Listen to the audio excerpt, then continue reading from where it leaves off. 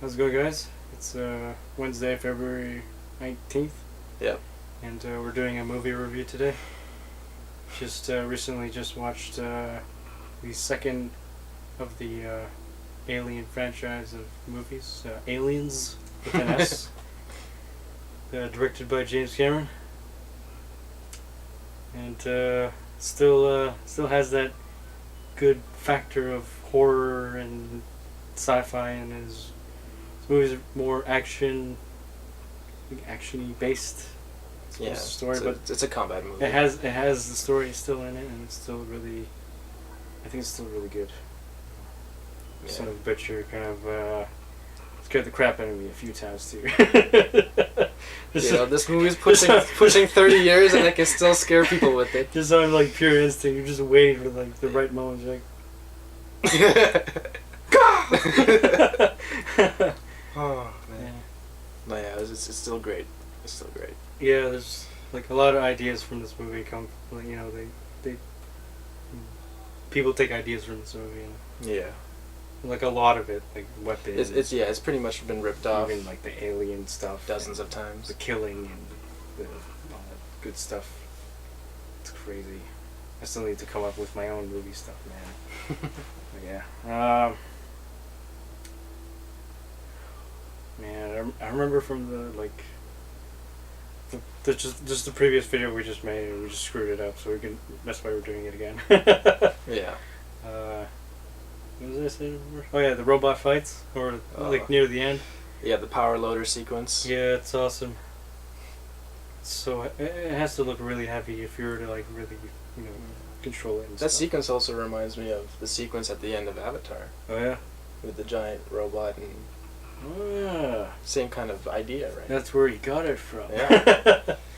Oh yeah, at least for this movie, there's more than one alien. There's dozens of them. There's the Queen. Spoilers. If you guys haven't seen this movie,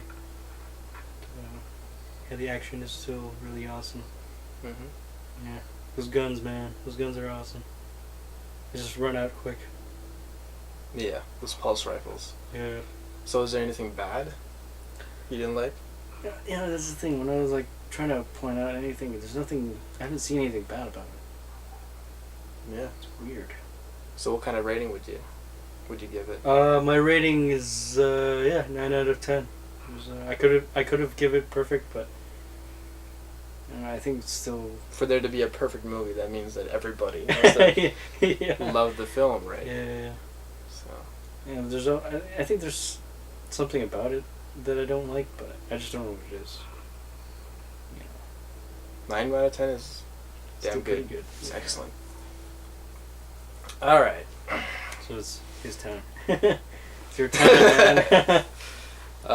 This is a film that needs to be watched on a really grand scale kind of theater experience. It's not meant to be watched on a smaller screen. You should watch it in the dark, full surround sound, high definition projection system. We watched the Blu-ray version, which is there's a huge difference between this version and the DVD because it's been cleaned up quite a bit. Oh yeah, that's awesome. The way that this film actually came around was in 1982 or 1983, the management at Fox changed. There was a new group of people who came in, and in the behind the scenes anyways, they were actually discussing making a sequel to Alien, Ridley Scott's masterpiece, in the parking lot at Fox. And they were looking for a writer, somebody to write the story for the sequel. And 20th Century Fox, being who they are, they somehow got a hold of the script to The Terminator. And they thought it was really good, so they hired James Cameron to write the story for Aliens. And I remember in the behind the scenes when they were talking about it, how if it wasn't for Arnold Schwarzenegger, who had signed on to do the sequel to Conan the Barbarian, which forced the production of Terminator to get pushed back by 9 months, Cameron would have never been approached or had enough time to actually write this story. So it's kind of lucky that way, So he wrote it. They sent it to Fox. They loved it. They thought it would be a really great movie, but they were not willing to hire James Cameron to do the directing of the film, because at that point in his career he had not directed a movie except for Piranha 2, you know, where he got fired from it, so he technically didn't even finish the job. Yeah.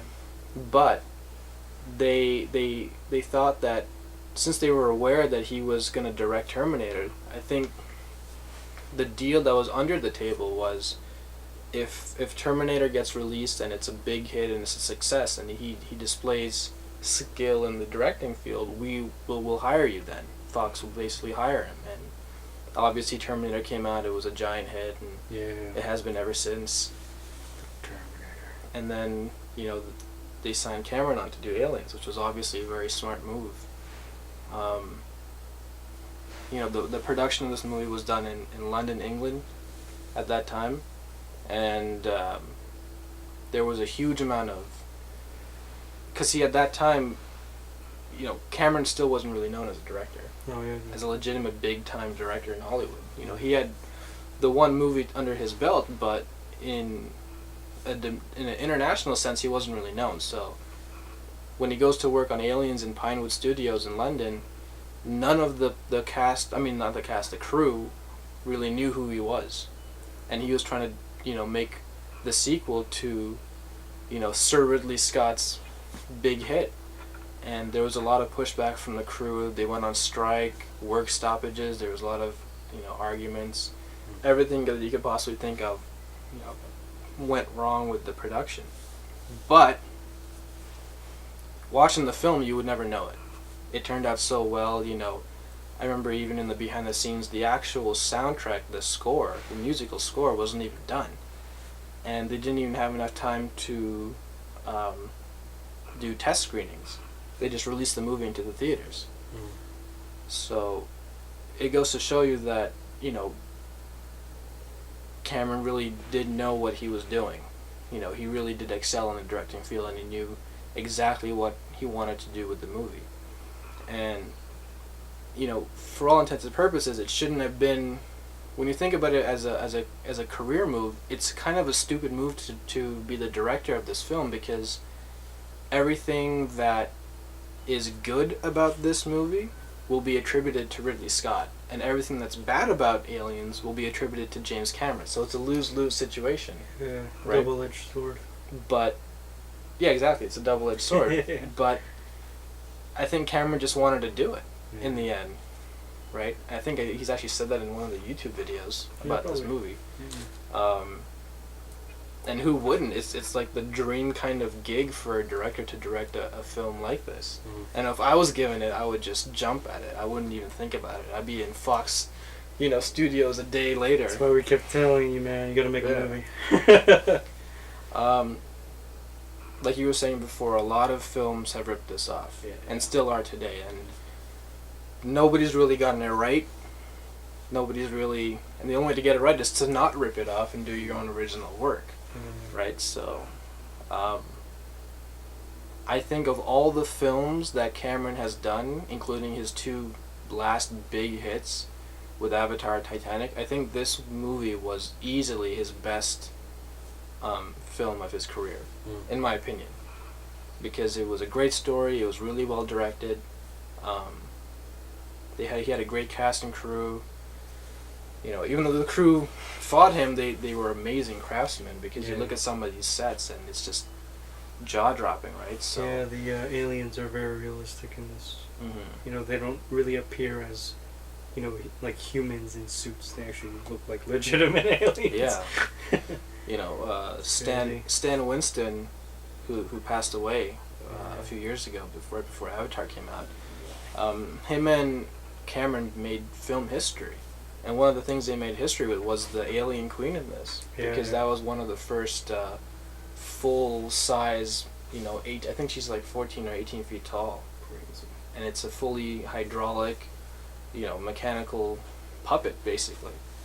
And if it wasn't for the alien queen, Stan Winston couldn't have done the full-size T-Rex in Jurassic Park, you know?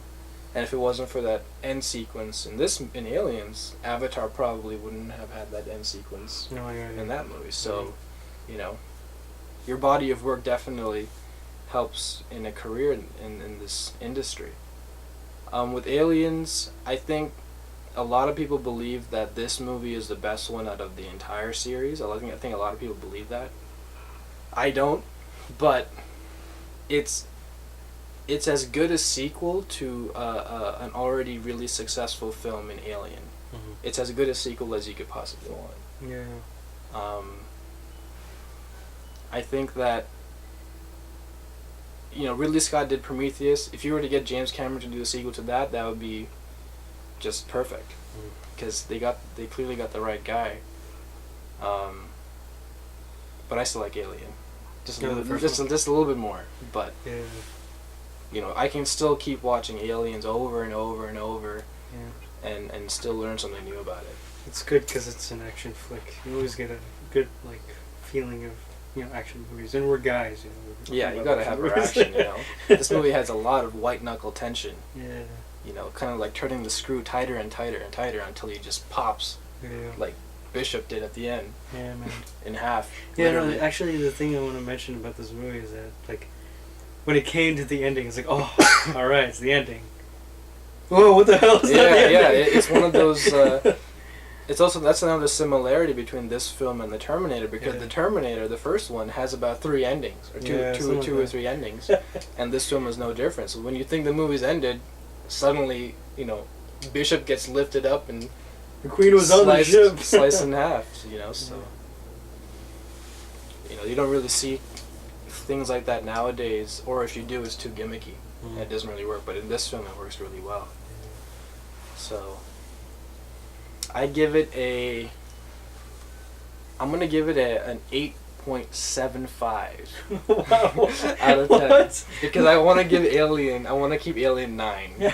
I just think it's just a little bit better than it, just a tad bit. And you should have said like an 8.9. No, that's too far away. 8.75. Yeah, Because it was 75. it's the Olympics, so you got to give the 0.75 right now. Yeah.